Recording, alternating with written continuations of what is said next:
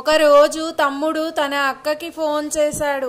అక్క, నీ మరదల్ని తీసుకుని మీ ఇంటికి వస్తున్నాను అని.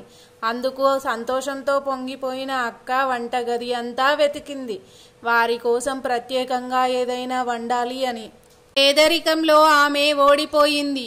ఏమీ కనిపించలేదు. రెండు ఆరెంజ్ పండ్లు కనిపించాయి. వాటితో 2 గ్లాసుల జ్యూసు తయారు చేసి ఇద్దరి కోసం సిద్ధంగా ఉంచింది. బెల్ మోగింది. తమ్ముడు వచ్చేశాడని పరిగెత్తుకుంటూ వెళ్లి తలుపు తీసింది. ఎదురుగా తమ్ముడు, మరుదలు తల్లి కూడా రావడంతో క్షణం ఆలోచనలో పడిపోయింది. అయినా వారిని ఆనందంగా ఆహ్వానించి కూర్చోబెట్టి వంటగదిలోకి వెళ్ళింది. 2 గ్లాసుల్లో జ్యూసు తీసుకొని 1 గ్లాసులో నీళ్లు తెచ్చింది. మరదలు ముందు, ఆమె తల్లి ముందు ఆరెంజ్ జ్యూస్ ఉంచింది. తమ్ముడి ముందు మాత్రం నీళ్ల గ్లాసు ఉంచింది.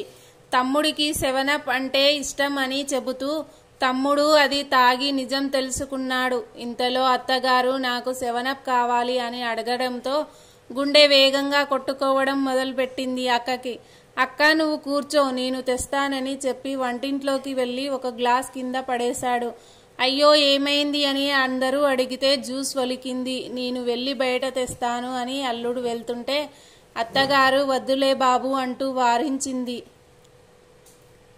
ఇక వెళ్ళొస్తామంటూ బయలుదేరారు ముగ్గురు. తమ్ముడు అక్క దగ్గరకు వచ్చి చేతులు పట్టుకుని, అక్క జాగ్రత్త, వంటగదిని శుభ్రంగా తుడిచేయి, లేదంటే చీమలు వచ్చేస్తాయి అని కొంత డబ్బును చేతిలోకి పెట్టాడు. భార్యకు, అత్తగారికి కనిపించకుండా, తెలియకుండా డబ్బులను అక్కకు కంటి నీరుని దాచుకుంటూ అక్క కష్టాన్ని కాస్త తాను పంచుకుంటూ, ఇక నుంచి తరచూ పనుల మీద ఈ ఊరు రావలసి వస్తుంది. వచ్చినప్పుడల్లా నీ చేతి వంట రుచి చూడాల్సిందే అన్నాడు.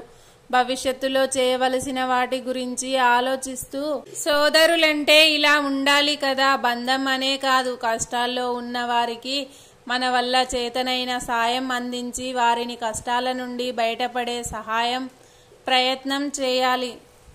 ఆత్మీయతను కోల్పోకండి దయచేసి. మనకి అందరూ దొరుకుతారు, కానీ తోడబుట్టిన వాళ్ళని కోల్పోతే మాత్రం ఎప్పటికీ దొరకరు.